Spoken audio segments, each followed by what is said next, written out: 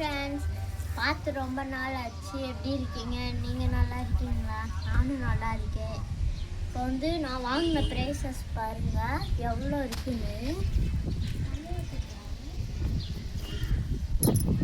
இப்போ இந்த price karate, yoga, silambam அதுக்கெல்லாம் வாங்கினது.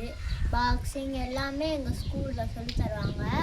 எங்கள் ஸ்கூல் எல்லாத்துக்கும் கூட்டு போவாங்க, எல்லா ஊருக்கும் கூட்டு போய் இந்த மாதிரி ப்ரைஸஸ் எல்லாமே வாங்கி தருவாங்க.